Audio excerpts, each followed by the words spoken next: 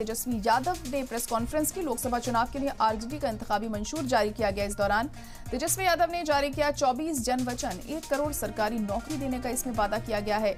वहीं 15 अगस्त से बेरोजगारी से आजादी देंगे, ये भी कहा गया। रक्षाबंधन से बहनों को 1 लाख रुपए की मदद भी दी जाएगी। पुरानी पेंशन योजना भी लागू करने की बात कही गई है इस इंतखाबी मंशूर में।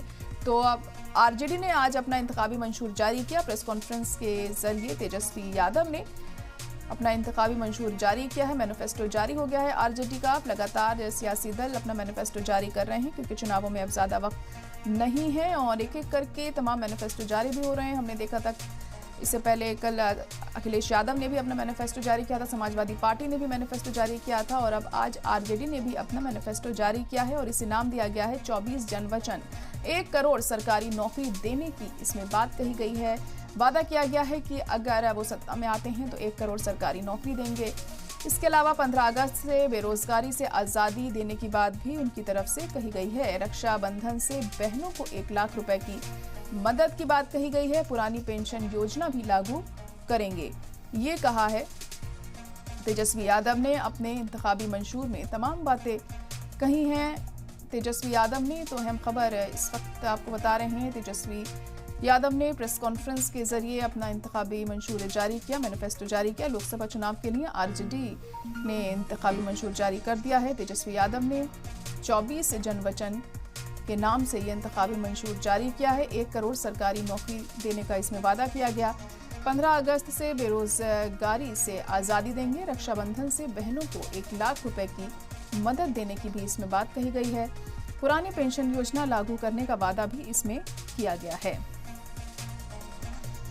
तो अब चुनाव नजदीक है, ऐसे में तमाम सियासी दल अपना अपना मैनिफेस्टो जारी कर रहे हैं और आरजेडी ने भी अपना मैनिफेस्टो जारी किया। प्रेस कॉन्फ्रेंस के जरिए तेजस्वी यादव ने बताया कि उनके इस मैनिफेस्टो में क्या खास है।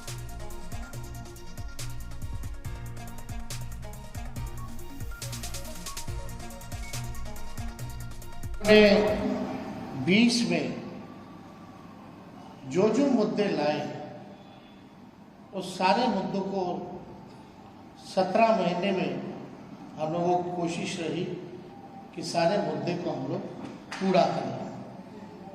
हालांकि 2-4 सीट से हम लोग कम रह गए थे सरकार में, लेकिन जब भी 17 महीने हमको मौका मिला, जिस परिस्थिति में जो हमारा कमिटमेंट था, प्रण था, उसको हम लोगों ने पूरा किया।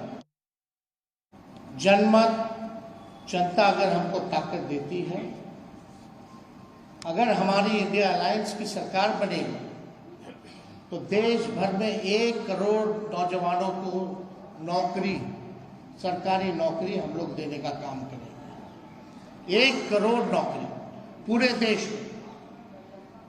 पूरे देश में 30 लाख नौकरियां जो है रिक्त पड़ी है, उसको तो भरेंगे ही भरेंगे, लेकिन 70 लाख नौकरी का जो है पदों का हम लोग सृजन करेंगे।